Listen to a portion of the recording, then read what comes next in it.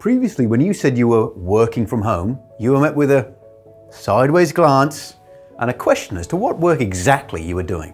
But now, the world has awoken to the benefits of remote work. What do you need to do to make sure that you get your job done and find balance?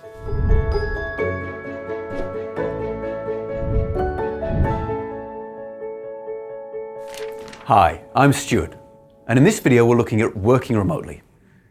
In an office, you have structures around you. When you work, how you should work, with whom you should work. When you go home or to a different environment, those structures evaporate and you're forced to create them yourself. Now, some people go well, some people thrive, other people really struggle. In this video, I want to look at some ideas that you might want to consider when constructing your work life so that you both get your job done, maintain the boundaries between your work and your home, and find that all too elusive balance. To think about working remotely effectively, there are 5 things you must consider.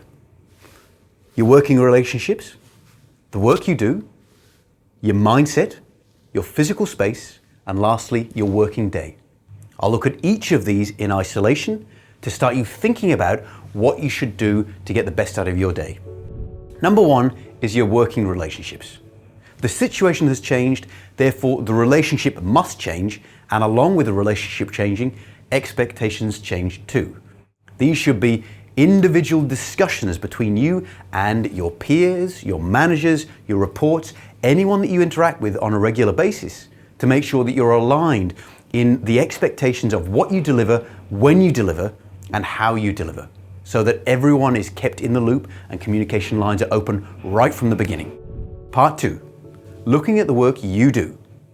For many people, some jobs, some tasks within their day should not even be attempted from a remote working situation if you have any possible option. So for me, about 70% of the tasks I do in any given day aren't impacted at all negatively by me doing them on my own in a remote environment. But about 30% are either really jeopardized or entirely irrelevant without interpersonal connection with either a client or a colleague. So being really clear in your head as to what are the jobs and the tasks that you can do that aren't jeopardized or minimally jeopardized from working remotely, and focusing on them at the exclusion of the ones that really are jeopardized, unless absolutely necessary, do those at a time later when you can have that interaction that is so required. Part 3, your mindset. A lot of people think that not going to the office is a wonderful thing, and in the commute time, they're entirely right. Many people that I've spoken to are saving upwards of an hour each way every day going to and from their office. This is a great gain, but what are you doing with that time? Many people are just working longer. Now, working longer doesn't mean producing more. It just means often working at a lower rate and getting a less effective product done at the end of the day.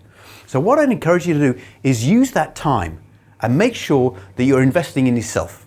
So things like eating, mindfulness, exercise, all of these things become fundamental components to you both staying fit, healthy and active, but also disconnecting yourself from work so that you can return to your home life. Part 4, your physical space. When working from home, many people's key complaint is that they blur the boundaries between work and home. They're unable to disconnect. A key thing here is to carve out some physical space in your home that is only for work. So have everything you need there and don't remove it, don't move it to other parts of the house, therefore containing work in that space. When you're there, you're working. When you leave, you're at home. Keep it that way. Part 5, organizing your day. Working remotely puts you in a unique position to shape your day in a way that suits you. Now, given the previous ideas around your relationship and the work you do, there will be some limitations. But now you get to combine those limitations with your own preferences. Are you an early bird? Are you a night owl? What kind of family commitments or things would you like to do during the day that now are open to you? All of these questions can now be asked in a way that couldn't be asked when you were working in an office. So organizing your day becomes a conversation between you and your peers and your manager so that clarity and expectations are always aligned. So in my case, remote working has enabled me as a father to spend more time with my children during the day when they're active and very active, and then move some of my more strategic thinking into the evenings because I am a night owl. So I do my best strategic thinking between the hours of 10 and 1 a.m. So I do that work then so I can free myself up during days to play a bit with the children. Today we've looked at remote working, and I've run through some key ideas and models and frameworks that I've used over the last decade to maximize the value I get out of every day. If you can use these ideas and others, you will wonder why you ever wasted so much time in traffic.